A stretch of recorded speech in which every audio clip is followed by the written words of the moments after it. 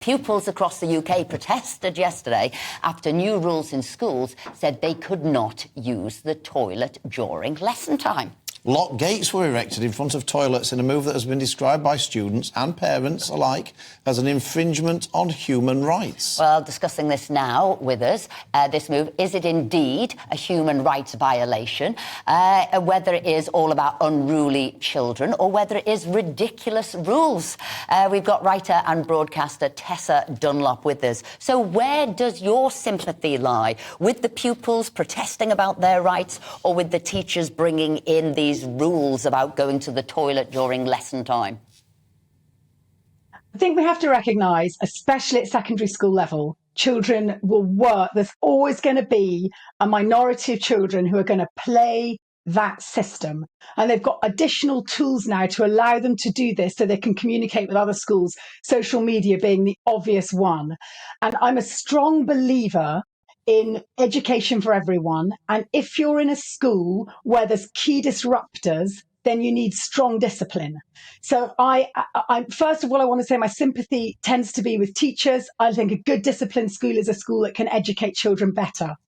I think you have to have one set of loos that remain open throughout the day. But we all know, we were all at school, that they are a honeypot for, how can I put this? Disruptive behaviour. I was talking to my daughter this morning. She went, oh yeah, only one set of loos are open all day in our school. She said, because the best loos, they tend to get locked early because everyone goes in there, they nick the loo roll, they get up to all sorts. It's just one of those flashpoints. And also it's part of becoming an adult, isn't it? Learning to control your bladder, even as a girl, managing your periods. And actually my daughter was saying, you know, unless you have a letter from your parents or a doctor's note, in her school, they are not allowed to go to the loo during lesson time. And of course, these protests have gone across from Cornwall to Yorkshire to Lincolnshire. They've been showing how to do them on TikTok, protests like this. And I have to say, one of the chants, it was pretty poor. It was free our bladder because we matter. And Philip straight away said, well, they need more time in the classroom because it didn't even rhyme. Indeed, but I'm going to, you both of you are in the governing party, you sit in Parliament, and I would say that one of the incentivisations, is that a word even? Maybe I need to go back to the classroom, for these protests are the Sounded teachers' good. strike. Carry on.